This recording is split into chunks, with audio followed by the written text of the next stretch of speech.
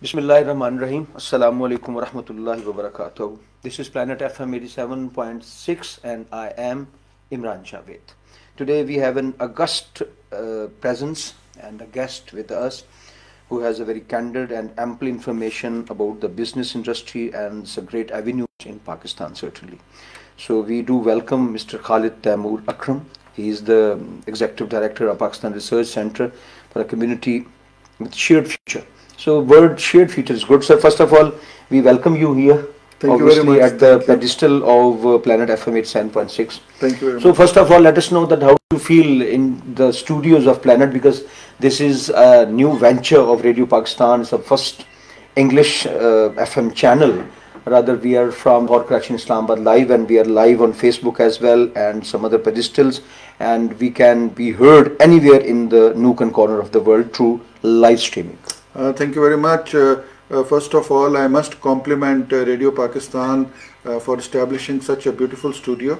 I have been coming to Radio Pakistan now since almost since last 8 years, Okay. and I do very regular programs. So to know all the merits and demerits Yes, as well. all the merits and demerits of the radio, Okay. and especially the financial hardships Okay. which that we have been confronting so far. Yes, but this venture of establishing such a nice FM studios, I think it's very good, and I would certainly suggest that you must start calling the ambassadors and the various foreign dignitaries present in Islamabad to the studio, because this is an international level studio, and I think we must showcase the studio and this FM to the international community, because this is the only English channel of Radio Pakistan. Certainly.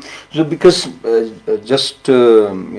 very interestingly, must let you know that this particular channel is being made to cater the needs of the foreign community and diplomatic missions here at Islamabad, Lahore, Karachi, and anywhere in Pakistan, and certainly to cater the needs of the English-speaking community here in any terms and conditions likewise. So we have been inviting, as you have suggested so far, the ambassadors, diplomats, and foreigners in any capacity they are serving at Pakistan.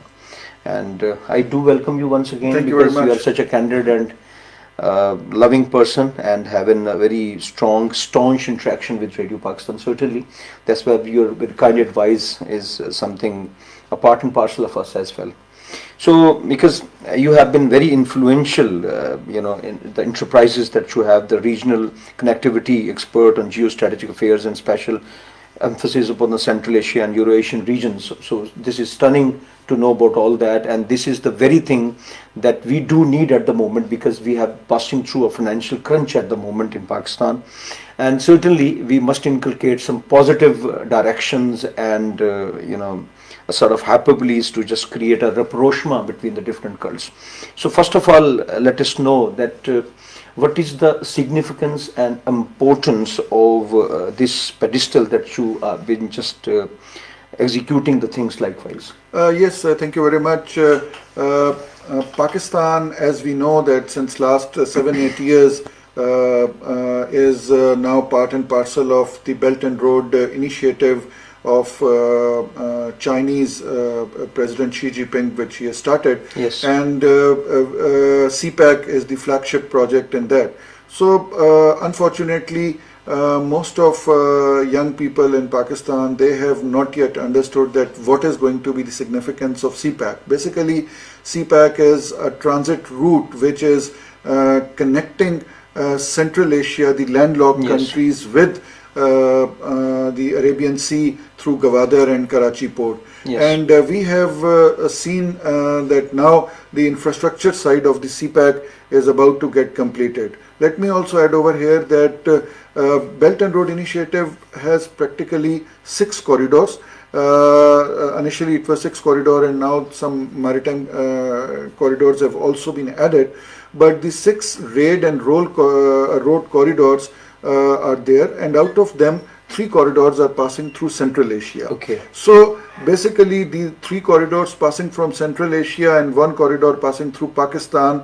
And now very recently in 2021, Uzbek President Shaukat Mirziyoyev, he initiated a lateral corridor which is known as Central and South Asia Corridor, and Pakistan is also a member of that corridor. So that corridor will be connecting Central Asia with Pakistan. Okay. And we will see in times to come a lot of trade coming from Central Asia using Pakistani territory, using Gwadar port, and going to Europe. So this will give actually 3 kind of advantages to us. Okay. 1, we are going to earn through the transit trade. Okay. 2, the service industry like hospitality industry and other sectors connected to service industry, logistics industry is going to flourish in Pakistan very soon. Okay. And 3rd, that most of these countries will be establishing their factories in the special economic zones, in the 9 special economic zones which are being made in Pakistan. Okay. In various cities. Okay. So our connectivity with Eurasia and with Central Asia, unfortunately, in last 30 years, ever since they got independence, it was very less due to the Afghan situation, 1, and secondly, there were no proper road links between us and them. Yeah. But with this Belt and Road Initiative and CPEC, now the road link is already established. And also I would like to tell the audience that now a grand railway project has already been started between Uzbekistan, Pakistan and Afghanistan, in which a railway line is being laid from Tashkent, coming via Afghanistan and terminating at Peshawar. Okay. And this railway project is of $4.6 billion, and the feasibility got completed in December 2022, and in 2023 practical work on this project will be started, and it is going to be a 760 kilometer route starting from Tashkent and terminating at Peshawar, and then from Peshawar the trade will go via road and rail to the both main ports of Pakistan. Okay. You know, first of all, very interestingly that you have a good memory. You have emphasized all the reciprocate things rather. And I think that this would be very beneficial for Pakistan, because as the Chinese model concerned and the Malaysian model that we have seen so far, and the quotation by the Mahathir Mohamad, yes, and as well as business entrepreneurships that we have seen so far. So it means that this CPEC corridor and the initiative taken by the Chinese government and reciprocate with the other stakeholders well, that we are just going fast through to just attain the zenith of understanding of business, yes, stability. Yes. Rather, lot many infiltration from the Indian side and lot many other issues that we have been faced and confronted so far. So now you think that as to be very lucid and seeing about the sociological facade of life renders it as a way of life. You think that now Pakistan is emerging like the way that you have just show the vision to us spectators as yes, I am very positive about it, that one, as we know that Pakistan has a very special geostrategic place in the Eurasian region. 2, we are a nuclear state, and yes, we have a population of 200 and almost 230 million people, yeah, and if we gather the population of whole Central Asia, it is not more than 100 million. So we have double the amount of population which this region has, other than India. We have been, although we have been passing through a lot of difficult times, both financially and problems created by politically as well, and politically, because when there is no stability in politics and the derailment of, yes, the democracy, obviously you are lagging behind in lot many sectors. Yes, and also to be very specific. Yes, to be very specific, and also since last 75 years we had a very rowdy neighbor, yeah, in the shape of India, and we have been seeing Indian interference in our country in the shape of Rather, Pakistan is very placid and very vivid in creating a good relation with the neighbors as well. Yes, Pakistan has always been trying to create very stable relations with the neighbors, and every government which has come in Pakistan has always tried to offer good relationship even to India. But unfortunately, from the Indian side, we have always seen that they have not only deteriorated relationship more, but their policies against Muslims and their policies in Kashmir and their other policies against minorities have exposed them in front of the international community.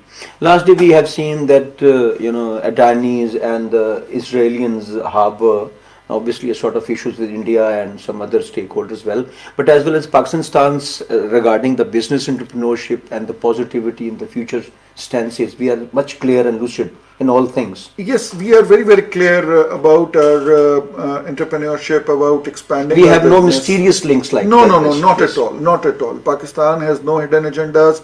Pakistan has rather very vivid stance. Yes, Pakistan has no, I would say, dual policy like India has. And let me also tell the audience over here that this small and medium industry sector of Gujranwala, Sialkot and Faisalabad, it is known as the Golden Triangle in Europe, because most of the surgical items and most of the crockery items and most of the sports goods, because I know myself at Lahore, Gujranwala and Sialkot and Karachi, we have a massive production of jeans. Yes, so all these things are exported from Pakistan to the European countries. Sports goods as well, sir? Yes, and sports goods, yes. Sports goods also, and now our small and medium industry is penetrating not only in Central Asia but also in the South Caucasus region and till Azerbaijan. Now we are sending our sports goods and our surgical items are also going to the Eastern European countries, to China also. So our small and medium industry and especially our textile industry has lot of potential in this region, and Pakistan has been because if you are talking about the business entrepreneurship and the small medium scales businesses, SMIDA and like other organizations have been working so far, and as well as this CPEC facility, I think that it overlaps all the folies if we properly utilize this route. Yes, am I right, sir? You are absolutely right. One, we need to train our people. We need to give knowledge to our business people. We need to amend our laws because there is a serious problem between us and the Central Asian countries, because Pakistan, as you know, was a British colony, and all our trade laws, all our financial sector laws are... We have lot many constraints, rather. Yes. That's because FATF has given a long list to yes, complete. no, but rather we have gone through all that and we have complied with all, because the stance of Pakistan must be very clear, very peace-loving country, and towards the direction of attaining peace and stability. Yes, you are right. Pakistan has been offering peace even to Afghans and to all the adversaries in the region. But as I was saying, that we need to amend our laws, because the Central Asian countries, their legal framework is mostly Russian oriented, because they were part of USSR, and as we were part of British colony in the past, so our legal framework is mostly British. So we need to sit with them, and we need to revamp the strategies and the laws as well. And the laws as well. Because sir, the agronomy that we have, the crops that we have, I think that is a good patronage by the government side, if properly, like some other European countries where the wheat and cotton, because we have I have interviewed a person last day about the better cotton in Pakistan. Certainly I have come to know that the great enterprises in the world, they have focusing upon the creating a good cotton crop in Pakistan. It means that the government and the stakeholders go side by side creating this facility. About cotton and wheat, let me just add one point over here, that we have a very good cotton research center in Multan, and now our cotton research center is very closely working with the Chinese Cotton Research Center, and we are trying to now work with them on an hybrid seed so that the cotton plant does not get any kind of infections. Okay.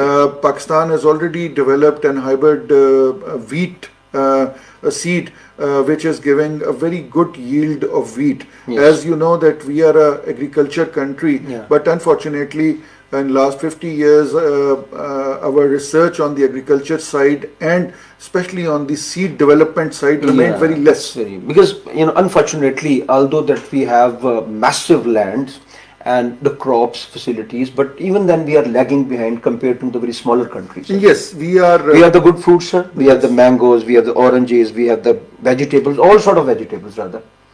Because we have created that facility to the rest of the world. And our products, our things, our crafts have been liked in all the nooks and corners of the world.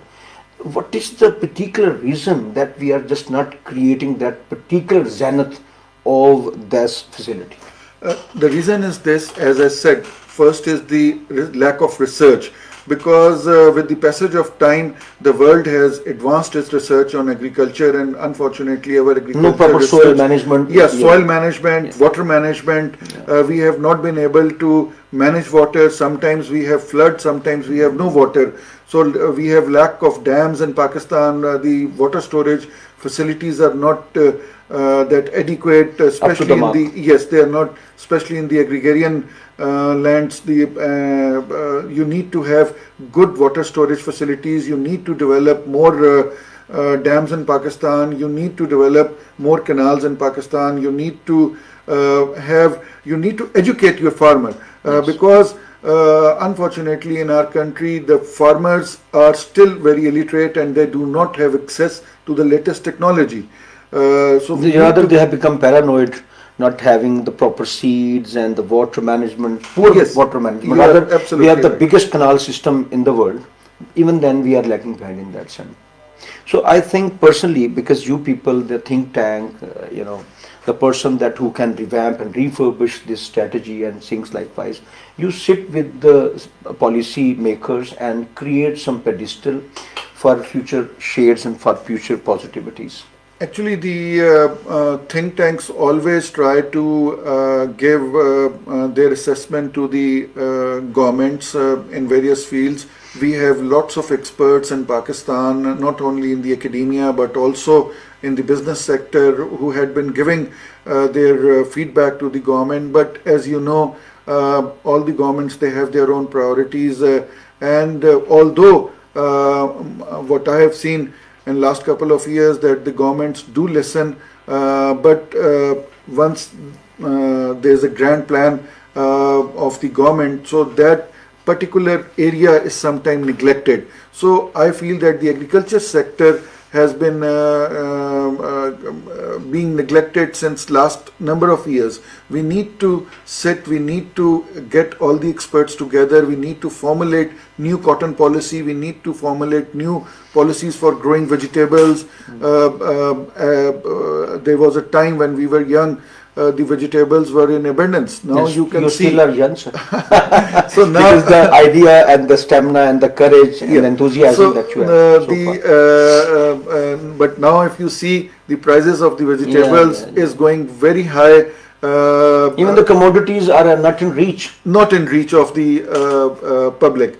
So one thing is very reciprocate to the all discussion that we have made so far, because the youth is much engaged in the IT sector, in the computers and all the gadgetry, and even the startups. I think that they are very useful to create, for example, in any sector, that's agriculture, that is business entrepreneurship, and likewise anything likewise.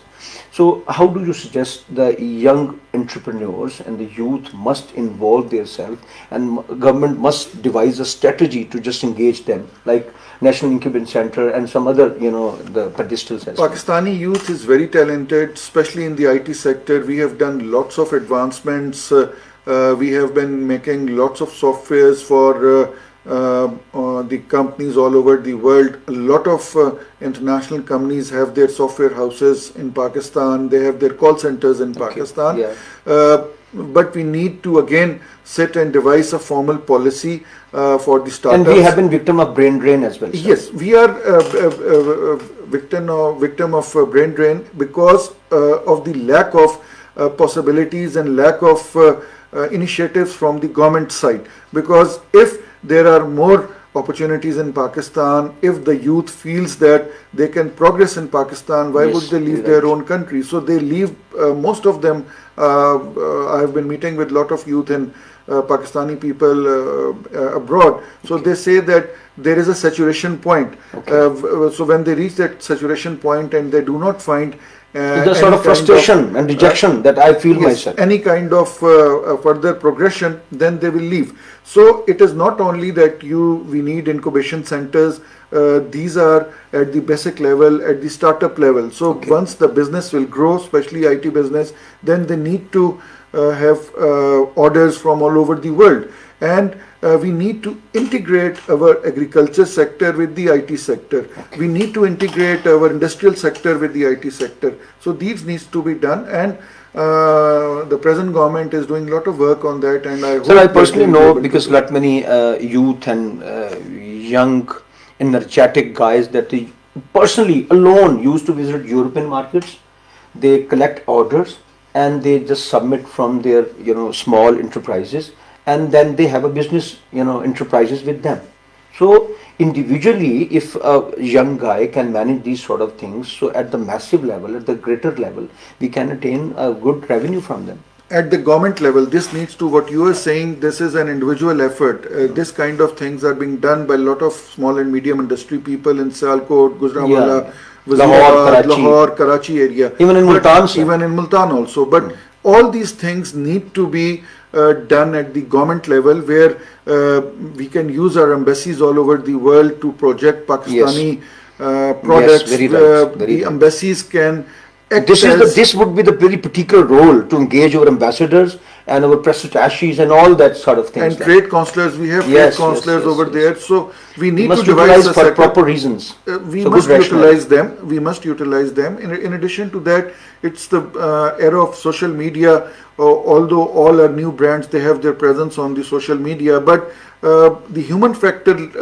is this, that the embassies and especially Pakistani and diaspora, the proper infrastructure as well, sir. And the proper infrastructure, and Pakistani diaspora already sitting in those countries can act as our ambassadors. And a Chinese proverb, sir, if you are not the part of the solution, then you are part of the problem. Yes. So obviously we must be the part of the solution as well. So I've seen myself in states and in some European countries, a Pakistani mango more than $5, a single mango. For example, we have a bulk of mangoes and we used to enjoy and just till that we are satiated rather, but they have simple for the taste sake. I have seen myself. It means that the worth of Pakistani mangoes everywhere in the world. Pakistani mangoes, not only mangoes but Pakistani cotton, as you had earlier said about the denim jeans. The most famous. A lot many companies, sir. Levi's and Nike and Adidas and they have their factories in Pakistan. Essex as well. They have their factories in Pakistan. Yeah. But the point is that there is always a saturation point, and the decline would come. And they like Pakistani cotton, sir. But sometimes we have a dry fit outfits otherwise, because they like Pakistani cotton. It's a tender one. It's a manageable, accessible, lovable. Again, I would say that the point is that as the world is progressing, if we do not have more research, if we do not make it better and better, a point will come where they will not like this cotton. So the baseline is 1, research, 2, good marketing, 3, marketing is very important. Stopping our brain drain. We must make plans so that when our people reach to a certain level of expertise, they must be staying in Pakistan, and they should be given some kind of incentives to stay in Pakistan rather than like the Mahathir Mohamad has done so far. He collected 500 youth over there in a single room and said that you will go everywhere, that I'll just give all feedbacks for that, but promise you'll come back and serve the country as well. So very right, sir, very right. So now, because we are just going to celebrate Kashmiri Solidarity Day, because we have been connected by thick and thin, by all means. So the 5th February is coming, and we have all positive means to celebrate this thing that's a bondage for Pakistan, Kashmir, likewise. So how do you suggest and how do you think that since 1990, since the time that we have just celebrating this thing and this solidarity with Kashmiris, so after 33 years now we are just on the podium of just creating not a very concrete pedestal, I must say, I must confess that, towards United Nations and other stakeholders. So how do you feel now after 33 years since 1990? Actually, we have been celebrating, I would not use the word celebration, I would use the word Solidarity Day, a day in which commemoration, a day that we remember those martyrs who has laid their life for the Kashmir cause. But commemorating these days alone would not do any good. It is, although these days are good to commemorate because our new generation, they would come to know that what sacrifices Kashmiri people have been doing. But we need to do much more than that. We have seen since last 2-3 years, India has abolished Article 35, yes. And now even they have like changed many black laws over the been imposed by the Indian government as well. Now it's very inhuman. Now they are settling Hindus and other minorities from the mainland India in Kashmir, and they are trying to make Kashmiris as a minority in Kashmir. In last couple of years, Kashmiris have laid lots of life to safeguard their lands, and now they need us to raise voice. Very recently, I have suggested at certain platforms that we must now start engaging all the regional countries in this Kashmir issue. Although we have been engaging United Nations and European yes. countries for elaborating the Kashmir cause. But now this is the time that even the regional countries must know what India is doing. India is a very destabilized country right now, because it's not only in Kashmir. They have problems in Nagaland, they have problems with Sikhs, they have problems with Dalit Hindus, they have yes. problems with Christians. So we must highlight all the problems over there, and especially we must stand with our Kashmiri people, not only by commemorating these kinds of days, but also they need our practical help, they need our diplomatic help, they need every Pakistani to stand with them, to speak out with them. So for all these things, we need to engage them, we need to engage Kashmiri youth also. Yes. Taimur sir, one thing is I think that we must not forget that lot many academic sessions have been done so far, and lot many bilateral things and bilateral ties, and lot many foreign delegations exchange programs, and as well with India as well. But I think that we as we are here that we were. So I think that the concrete measures, as well as the foreign policy traits are being concerned, and as well as the engagement of the United Nations and Security Council as well, because to just end up this turmoil for the sake of humanity, because people have been suffering a lot many brutalities and the massacre and the pogroms like that. So very inhuman. So do you suggest to the both governments and as well as the United Nations podium, because there are 196 or 192 countries over there, to just end up this mess? Actually Pakistan government Pakistan's stance is very, very clear. We have very clearly told India, and we have very clearly told international community that they must stop their brutal actions in Kashmir, in occupied Kashmir, and give the right of voting to them, so that they can decide for themselves that what should be their future. So this is Pakistan's stance ever since this problem started in 1948.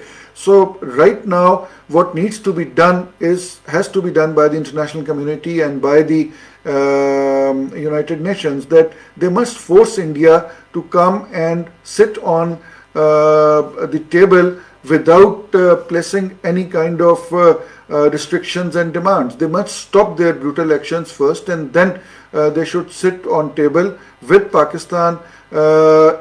Sometimes Indians say that it's a bilateral issue. No, it's not a bilateral issue. It is an international issue. Yes. It is more than that. It's an issue of the complete region. The complete South Asian region is disturbed because of the Indian policies. The complete Eurasian region is disturbed because of the Indian policies.